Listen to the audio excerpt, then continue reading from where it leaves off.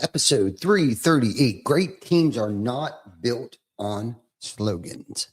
We have a kind of a belief system that either we're going to push you up or we're going to push you out. I don't want to be around 5 other people that aren't pushing themselves to succeed. Success isn't about taking, but giving value first. Compensation follows contribution always. This is true authenticity. It's the truth. Every week, this is our story. We share with you our journey. We share with you our scars. Please welcome your host, Ty Cobb Backer. Hey. Welcome back, everybody, to Behind the Tool Belt. I hope you guys are having an amazing freaking Wednesday. I know I am. It's been a good week so far. I believe we will finish this week out strong. And before we get started, I would like to mention a few things. Do some, what do they call that? House cleaning tips? Housekeeping. Some housekeeping tips, or just housekeeping? Something. I want to run my mouth a little bit before we get started. Food drive. We had an amazing, successful weekend for our mini, just to kind of clear some things up, because I believe a few people actually thought that this past weekend was the actual Holy Grail, the mother lode food drive. However, it was not. It was a pop-up food drive that we started, I think, 2 years ago to help feed the main food drive. So you didn't miss it. You can still participate. It is actually June 30th, and we will be having another pop-up, I believe, on the 27th of June at the same location, Dottie's, who is so gracious enough to allow our madness to be within their presence and to solicit their Patreons at the store as they go in and out. Our team is out there begging for food and spare change so we can impact our community. So come on out the 27th. Come out and just hang out. Or come out, clean your cupboards out, and bring your food, the stuff that's probably been in there for 6 months that you forgot and you bought doubles and triples and quadruples of anyhow. Bring your Roman noodles, bring your Campbell's soup, tomato paste, whatever, doesn't matter. Bring it down. We can use it. Our community can use it. So I wanted to, plug our food drive. And then I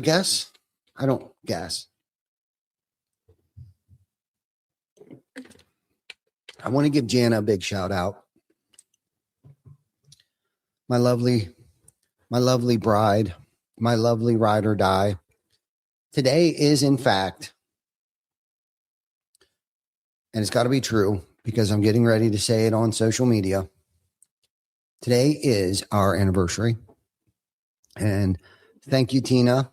Somehow Tina either remembered or Jana did her live already and said, I have no idea. But Jana said something to me this morning. We kind of laughed about it because it's kind of a funny story behind that. We don't remember the date. So Jana did some, tracking back to whatever day that may have been, and she narrowed it down to June 17th, 4 days after my mom's birthday. So anyhow, happy anniversary, my love. I don't know if you're listening or not, but I love you with all my heart and soul and every single freaking fiber of my being. So, all right. So today is episode 338 of Behind the Tool Belt. I don't know if any of you got a calculator or are really good at math or not.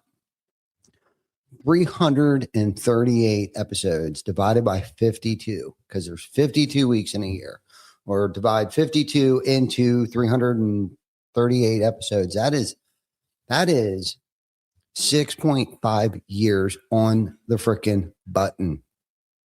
So I want to talk about some of my most favorite topics that we discuss a lot on here, not because I'm running out of content, because believe me, there's so much content that I can talk about, and it really doesn't matter if I repeat myself 100 times, because that's what great leaders do.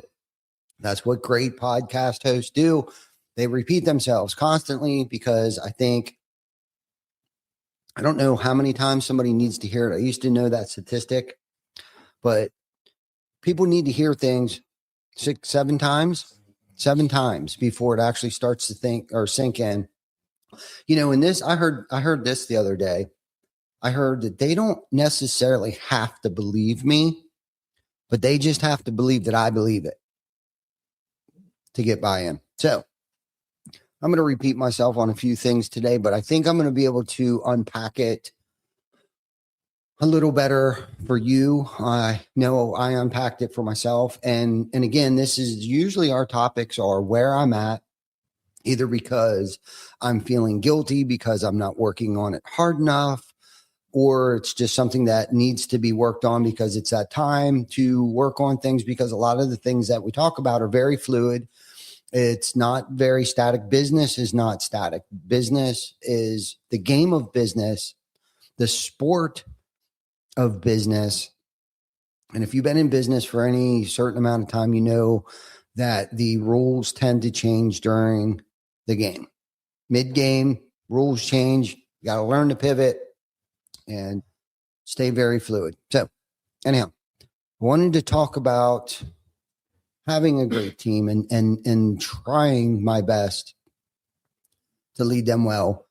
So I want to talk about our trifectas. I talked about them a little bit last week and probably every single week, but I want to talk about specifically inside our company, the three-legged stool that I'm sure most of you have heard me talk about, but it's the three-legged stool that holds us up.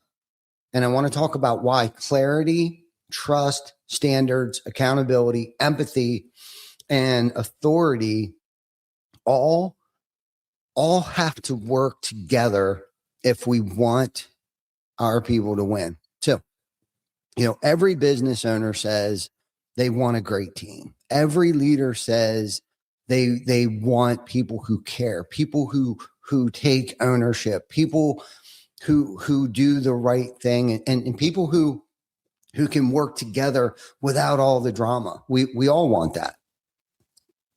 Perry's trying to call me. Sorry, Perry. Because a great team does not happen by accident. It can happen by default, I guess. No, bad teams, cultures can happen by accident and by default. How do I want to say that?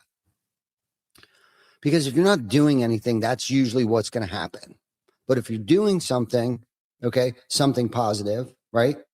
That's not happening. And with intention, that's not happening by accident. A great team is built, it's trained, it's led, it's held accountable, and it's protected by the standards of the company. Because at the end of the day, the leader's job is not to do everything. And I'm saying that out loud so I hear myself say that. The leader's job, okay, is to build a team that knows what right actually looks like.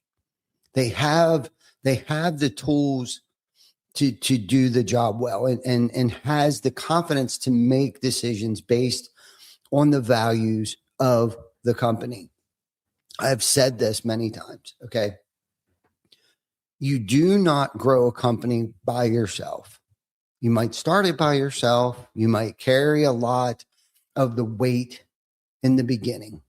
You might be the one who answers the phone, sells the jobs, checks the jobs, collects the money, handles the complaints, and locking the door at night. Okay. A lot of us have lived that season. Okay. And sometimes I actually go back to that season. I don't know why. I just do. Take shit back. But there's but if the business is going to grow, the team has to grow. And when I say that, I'm not saying in size. I'm saying the team has to grow in clarity, has to grow in confidence, has to grow in responsibility, decision making, and trust. Okay. So today I want to walk through some of the foundations that we have built our company around. And I call them the trifectas. If you've ever sat in any of our meetings, I tend to come up with these trifectas. I call them trifectas. I know what an actual trifecta is. And it's what I call them. Makes me feel like we're winning. So, or sometimes I call them a three-legged stool. And the reason I like that picture, okay, is because if one leg is missing, the stool becomes unstable. You might be able to sit on it for like, I don't know, a second, but eventually it's going to wobble and eventually it's going to fall over.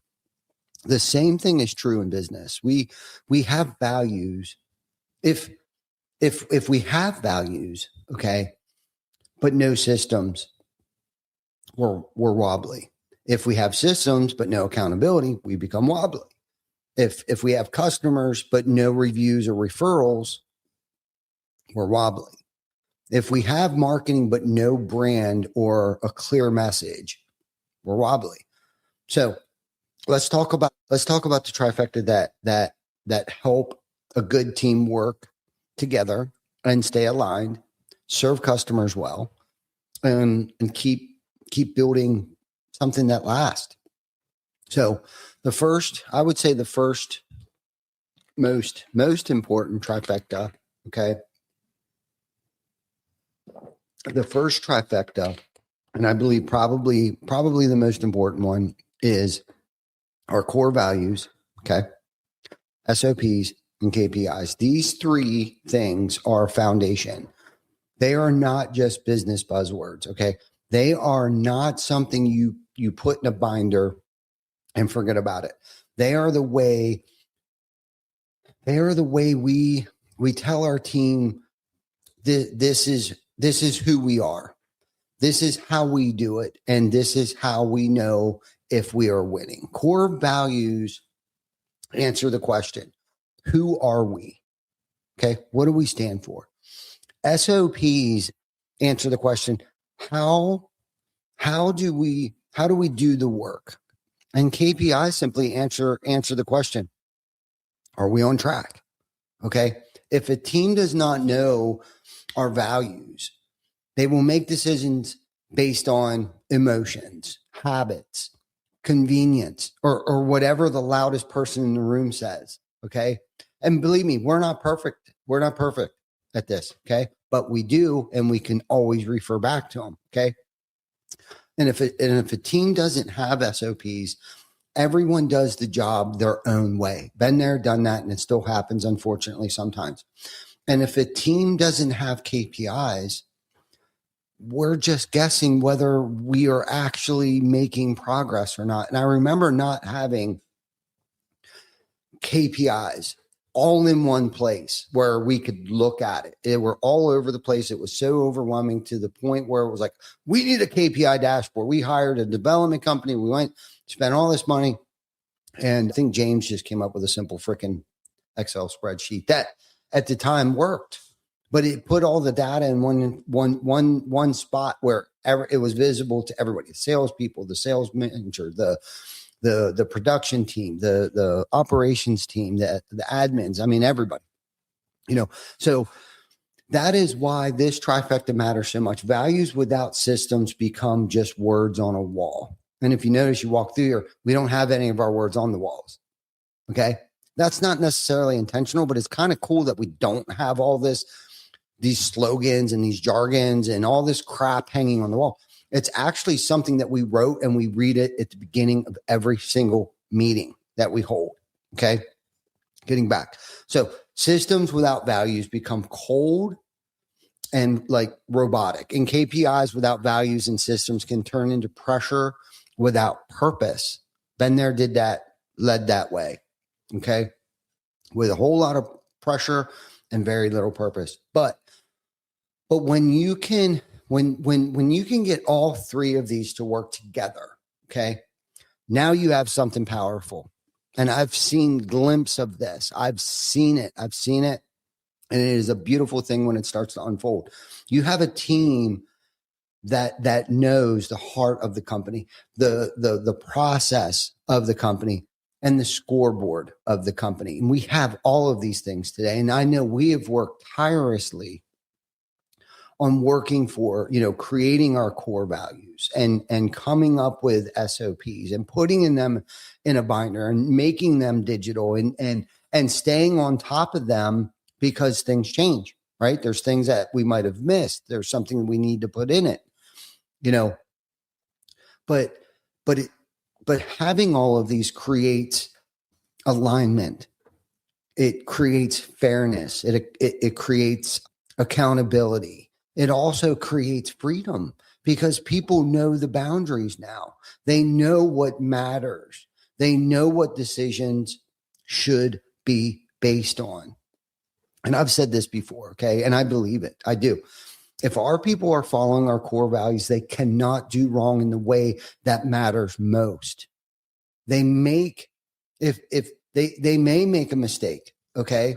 They may choose the wrong material. They may miss a step. They may need coaching, okay? But if they are acting out of the right values, then we have something to work with, okay? A mistake made while trying to do the right thing is very different from a decision made out of selfishness, laziness, dishonesty, or even disrespect. Okay. Leaders have to understand the difference. Okay. And that's where I struggled. Like, when do I freak out? When is a good time for me to freak out? You know what I mean? I have to pick and choose my battles better, even though I don't necessarily freak out. But like, if Chuck calls me up and says, "Hey, I ordered the wrong materials," am I going to freak out about that? No. Well, first and foremost, he called me immediately. He owned up to it. He took accountability for it, and he came to me with a freaking solution. Okay. Now, if Chuck came to me or someone called me about Chuck and said Chuck stole the siding off the job site, okay, that's the difference. That's not following the guidelines. That's not following the core values. Okay. Because now he's a freaking thief. Okay. Not only did he order the wrong materials, but he stole it once it got delivered. Okay. I have to know the difference. I have to sift through the shit and I have to know the difference. Are they staying within the guidelines and they made a mistake? Cool. That's great. Why? Because now that becomes a coaching moment. Okay. And our teams need to know the difference as well too. So that is where SOPs come in. Okay. SOPs protect the team. Okay. They're not there to make people feel boxed in. It's actually there to give them freedom. They are there to help people win consistently. They help the new person know what good actually looks like. They help the experienced person stay consistent. They help the leader coach fairly because the standard is written down. Okay. And then there's KPIs. Okay. KPIs tell us if the work that we're producing, the result, the KPIs, okay, tell us if the work is producing the results that we need. And KPIs are not just numbers, okay, to beat people up with, okay? It's actually an instrument like on a dashboard, right? Like, so if we're driving down the road and my truck starts to overheat, the gauge doesn't become the enemy. The gauge is just telling me something is wrong. Something needs attention. That's what the KPI dashboard is. Okay. That is how we should be looking at our KPIs. They tell us where to coach, where to celebrate, where to adjust, and where to ask better questions. So when I think about leading a great team, I do not start with motivation. However, motivation does matter, but motivation is not enough. We need to start with clarity. Do we know who we are? Do we know how to do our job? Do we know what we are measuring? That is the first trifecta. Okay. Core values, SOP, and KPIs. Okay. Then we have the customer trifecta.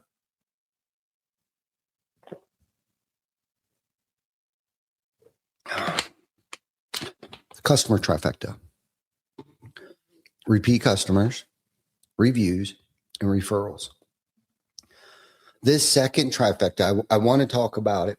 I want to talk about is repeat customers, reviews, and referrals. This is very important, okay, because it tells us whether the customer experience is strong enough to keep going after the job is done. Okay. A repeat customer tells us that we've earned their trust. A review tells us a customer is willing to publicly put their name behind their experience with us. A referral tells us the customer trusts us enough to attach their reputation to ours. That's a freaking big deal. Okay. A referral is not just a lead. A referral is somebody saying, I believe in this company enough to tell my friend, my neighbor, my family member, or my coworker to call them. Okay. And that doesn't just happen because we sold a job. It happens because the team delivered. Okay. They delivered the value. They delivered the promise. It happens because someone answered the phone right away. It happens because the salesperson followed through, not just followed up, but followed through on everything. Okay. It happens because production communicated. It happens because the crew respected the property.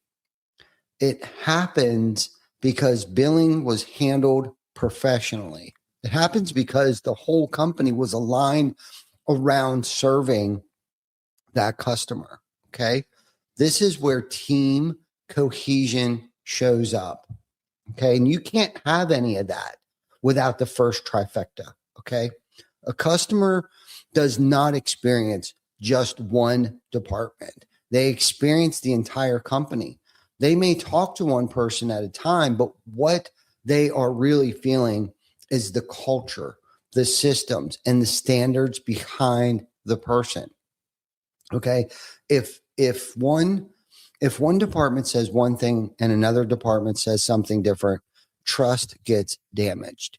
If the salesperson promises something production cannot deliver, trust gets damaged. Okay. If the job gets done, but communication was poor, trust gets damaged.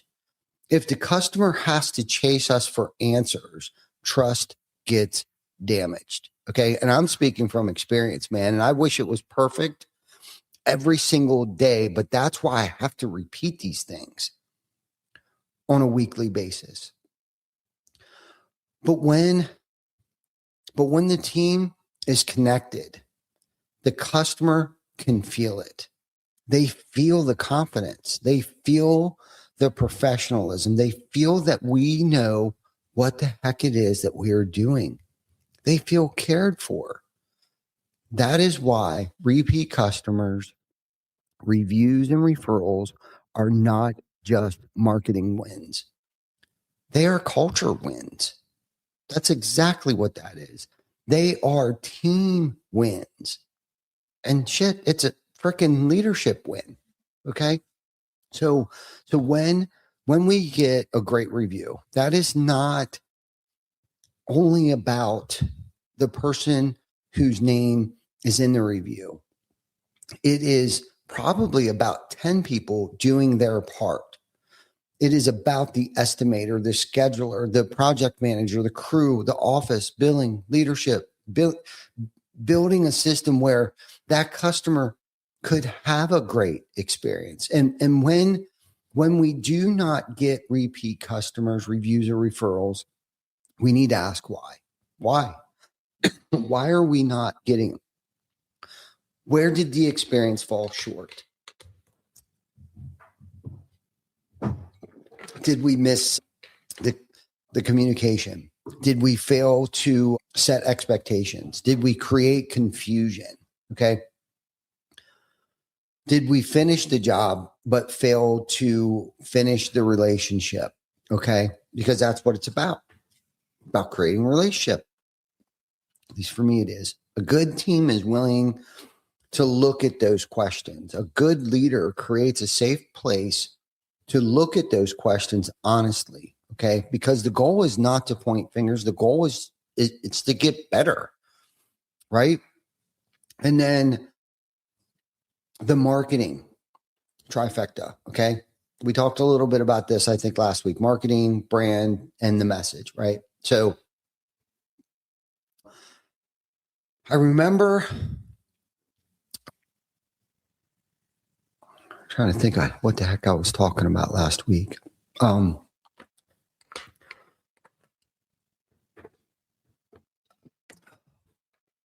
It's also another three-legged stool.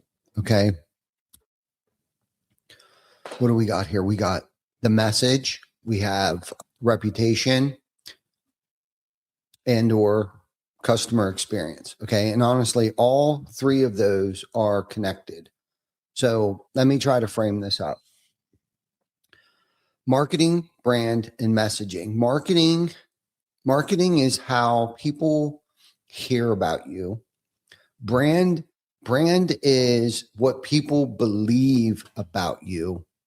And message is what they are saying consistently about you. So the market understands who you are, what you do, and why it matters. And a lot of companies think marketing is just getting the phone to ring. Okay. I used to think that too.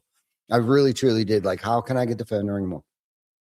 However, that is part of it, but that is not the whole thing.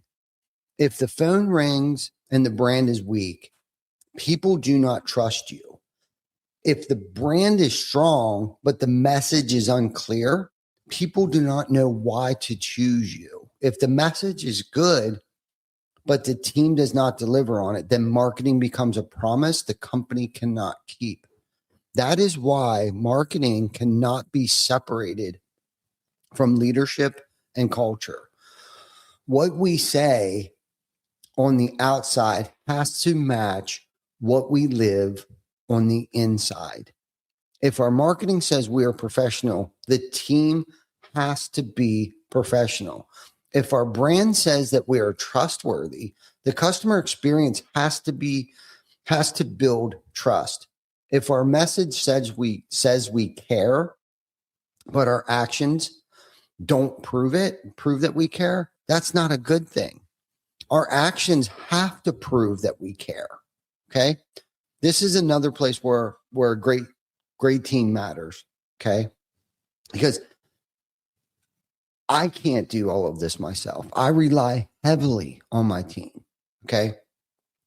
The marketing may bring the customer in. And today that's kind of my job. I got to get the phone to ring. Okay. That's where it starts. Okay. But the team determines whether the customer believes the message that we're putting out there after they meet us. Okay. And the brand. Okay. And I used to get this twisted too. A brand is not just a logo. Okay. A brand is not just colors on the truck or a nice website. A brand is the reputation that gets built one interaction at a time. It is how people feel after they talk to us. Okay. It is what customers say when we are not in the room. It is the story the community tells about us. And that story is shaped by the team every single day. Okay. So that's why it is important, it is powerful to have a strong team. So when we talk about building a team and leading them well, we have to understand this. The team is the brand in motion. Excuse me. The team is the message with boots on the ground. The team is the marketing promise being either fulfilled or broken. That should not scare me. Okay. It should remind us how important our people are and how important leadership is. Okay. And what keeps a good team working together? Okay. Let's talk about how to keep a team working cohesively together. It's not just one thing. It's a combination of trust, standards, accountability, fairness, empathy, authority, and learning. Trust is where it starts. Okay. If people do not trust leadership, they are going to protect themselves. I've watched it happen. Okay. If leaders do not trust the team, they are going to micromanage. And when you have self-protection on one side and micromanagement on the other side, you do not have a healthy culture. You have tension. That creates a lot of tension. Okay. Trust does not mean we ignore problems. Trust does not mean everyone gets to do whatever they want. Trust means we believe the best. We communicate clearly. We tell the truth and we handle issues directly. Just like I was talking about with Chuck. I trust Chuck to do his job. Chuck trusts me to do my job. Chuck trusts me enough to call me up and say, hey, I made a mistake. Okay. Because we left enough room for error. A team needs to know that leadership is not looking for someone to blame. Okay. Leadership is looking for the truth so we can solve the problem. Okay. That is a that's a freaking huge difference there. And standards standards are critical. Standards create consistency. Standards make the workplace fair. Okay. Without standards, the loudest person wins. The most experienced person makes up the rules, or the leader makes decisions based on mood. Been there, did that. Still guilty of it at times. Okay. That is not fair to the team. That's not fair. When I just decide to change my mind because I'm having a shitty day, or change my mind because I'm having a great day, and just, it's not fair. So when standards are clear, people know what is expected. They know what excellence looks like. They know where the line is. They know how to coach basically each other. They know how to hold themselves accountable. And accountability then becomes much easier. Accountability is not punishment. I think a lot of people think that. Accountability is helping people stay connected to the commitment they made. Simply, they put it simply, right?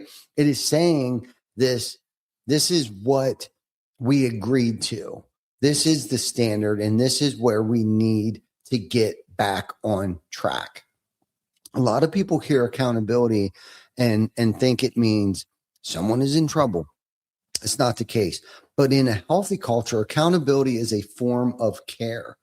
If I care about you, I'm not going to let you drift. If I care about the customer, I am not going to let the standard drop. And if I care about the team, I'm not going to let someone create chaos for everybody else. Okay. And fairness matters too. Okay.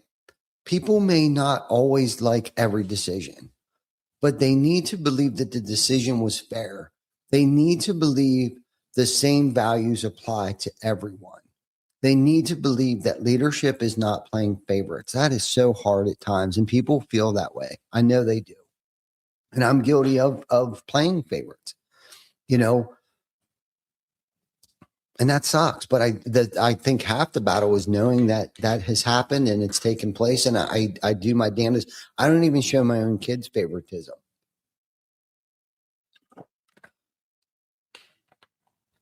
Oh, Jana Banana's on there. Okay. Happy anniversary, babe. I love you. Okay. So empathy. Empathy matters as well. Okay. We are leading people, not a machine. Okay. As much as I want this thing to be a machine, we're leading people, and people have families. People have bad days. People make mistakes. Shit, we get tired. People are learning, right? Empathy helps us understand what is going on behind the performance. But empathy does not mean we remove the standard. Good leadership holds empathy in one hand and accountability in the other. Okay. Too much accountability without empathy can feel harsh, and too much empathy without accountability can create excuses. So the leader has to carry both. Sounds like the ladies are having a good time out there. Yeah. So this is one of the hardest parts of leadership, at least for me, from my experience. We have to care about the person and care about the standard at the same time. Okay. So it's something that I definitely have to work on a daily basis. And another major part of building a great team is giving people authority. Okay. To make decisions. Okay. If every decision has to come back to me, the company gets stuck. Been there, did that, have been the freaking bottleneck. The team becomes dependent, and people stop growing because they are always waiting for permission. Okay. Now, that does not mean we hand out authority with no training, no values, and no accountability. Authority has to be tied to the foundation. It has to be tied to our core values, our SOPs, and our KPIs. Okay. But when people understand the values, know the process, and understand the scoreboard, okay, we need to let them make decisions. We need to let them lead in their area of expertise. We need to give them the room to solve problems. And yes, that means we have to let them make mistakes. Okay. That is a part of leadership. If we only allow people to make decisions when we know they will be perfect, then we are not developing other leaders. We're just keeping control. Mistakes are not always failures. Okay. Sometimes mistakes are tuition. They are what people pay to learn. I know I've paid a lot of tuition. Okay. The key is whether we learn the right lesson. Okay.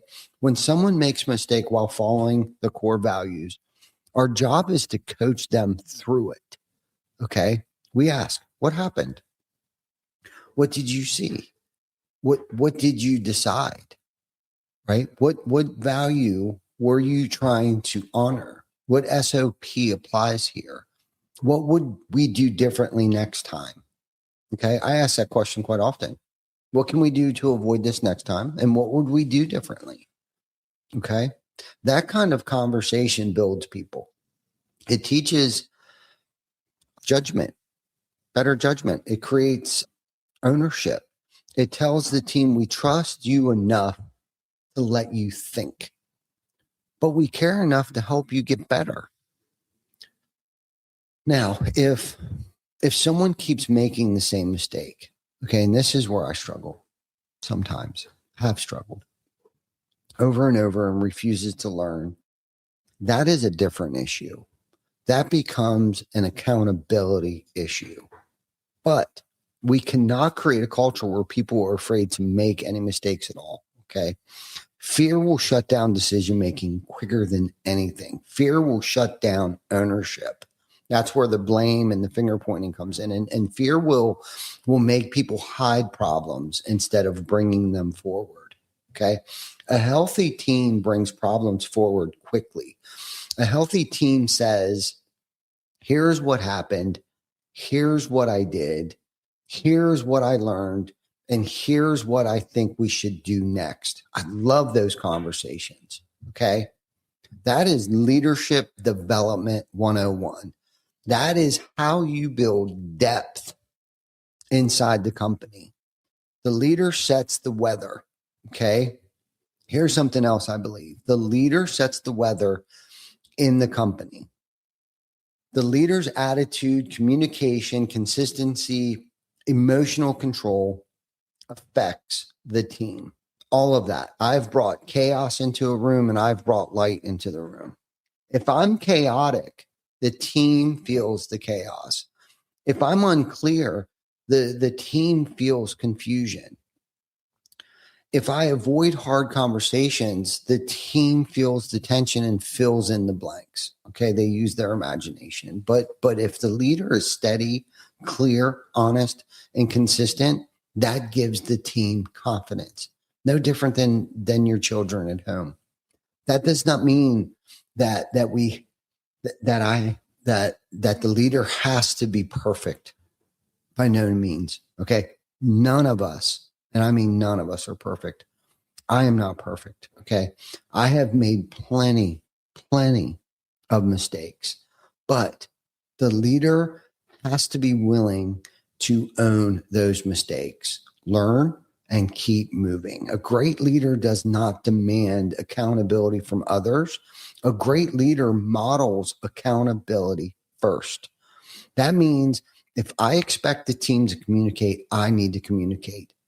If I expect the team to follow the process, I need to respect the process. If I expect the team to live the core values, then I need to live them when it is hard, not just when it's convenient. There's a difference. Okay. Teams watch what leaders tolerate. Okay. And I've struggled in this area. They watch what we celebrate. They watch what we ignore. They watch how we handle pressure. That's a big one for me. Okay. Culture is not only what we say, it's what we allow. Culture is what we repeat. Culture is what we reward. It is what we correct. So if we want a great team, we have to lead with intention. We cannot be casual about culture and then be surprised when the culture gets casual about standards. Okay. Been there, did that. Okay. Let me give a few practical reminders. More importantly for myself, I guess, at this time. Leaders who want to build a great team, okay, repeat the vision. We need to repeat the vision more than we think we need to.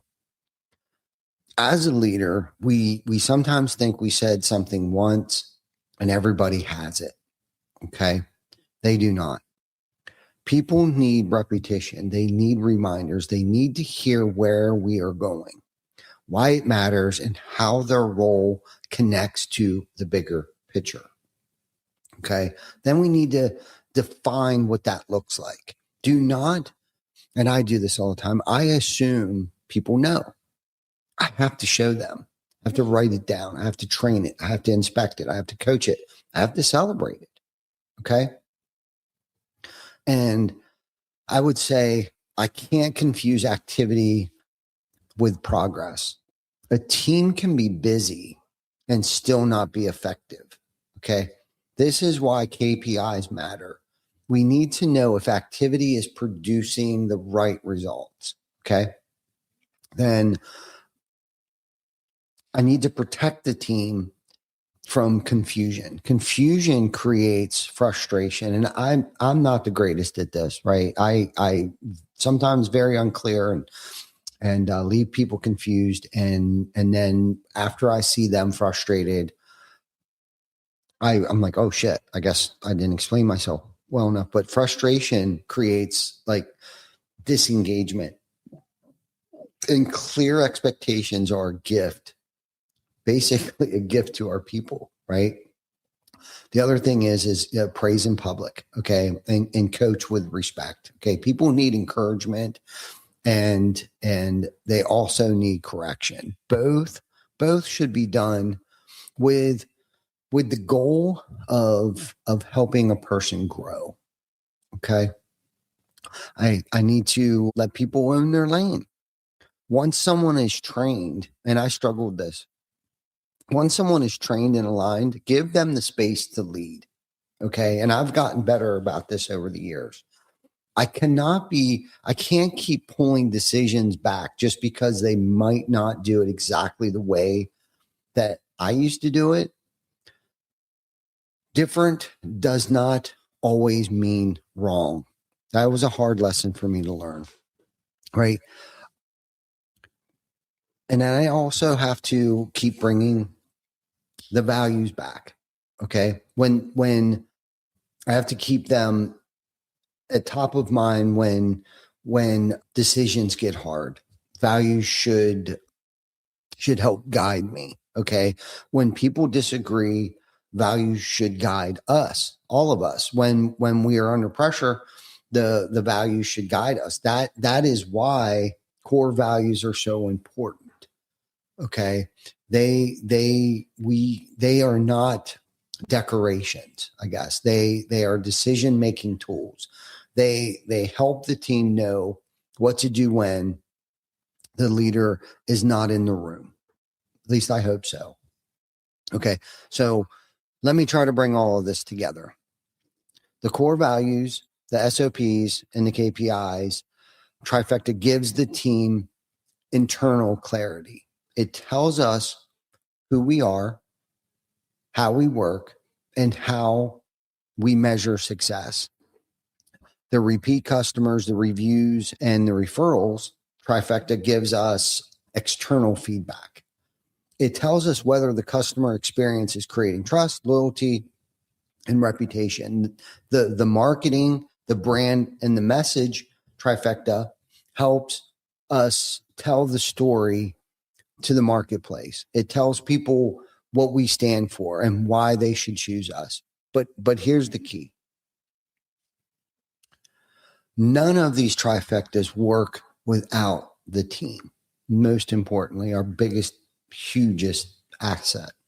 The team lives in the values. The team follows the SOPs. The team drives the KPIs. The team creates the customer experience. The team earns the reviews.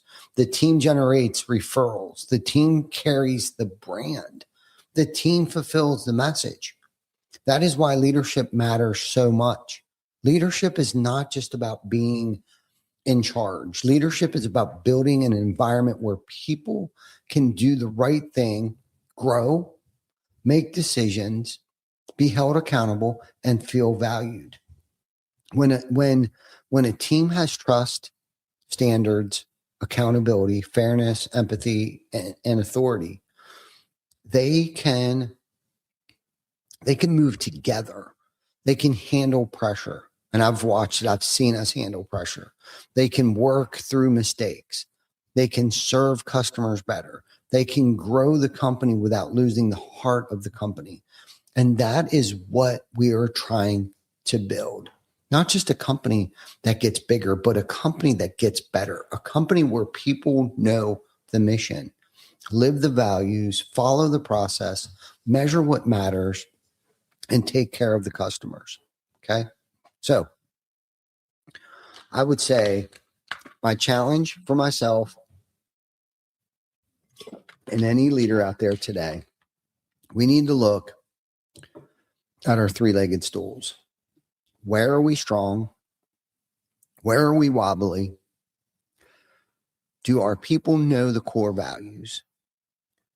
Are our SOPs clear and actually being used?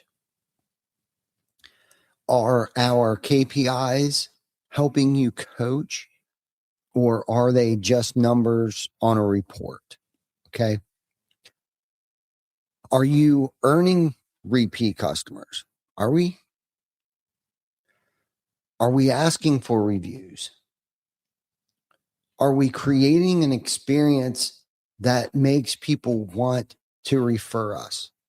These are all legit questions. These are all questions we should be asking ourselves daily. Okay. Is our marketing aligned with our brand? It's a question we ask every week in a meeting. Is our message clear? And most importantly, is our team delivering on the promise we are making to the marketplace? Then I need to look at my leadership. Am I building trust? Am I being fair? Are we holding people accountable? Are we showing empathy? Are we giving people authority? Are we allowing them to make mistakes and learn from them? Because a great team is not built by accident. It is built by leadership. It is built by clarity. It is built by standards. It is built by trust. It is built one conversation at a time, one decision, one customer, and one lesson at a time. So I'm going to wrap this up. Freaking episode 338, 6.5 years of Behind the Tool Belt. I hope this episode encouraged you to think about your team. I know it has me, especially thinking about my leadership and the foundations that are holding our company up. Remember, the goal is not to build a company where the owner has to make every decision. The goal is to build a company where the team understands the values, follows the standards, measure what matters, and has the confidence to lead inside their role. When you build that kind of team, you build trust, you create consistency, you serve customers better, you earn reviews, repeat business, and referrals. And you create a company people are proud to be a part of. As always, thank you for listening to Behind the Tool Belt. Keep building, keep leading, keep growing your people. And remember, the tools matter, but the people holding the tools matter even more. We will see you next week on Behind the Tool Belt. Thanks to our sponsors, TC Backer Construction, Hook Roofing Marketing, Roofle, and Project Map It. And thank you for watching. Subscribe to our YouTube channel and follow us on Facebook. We are streaming on all major platforms. See you next week for another episode of Behind the Tool Belt.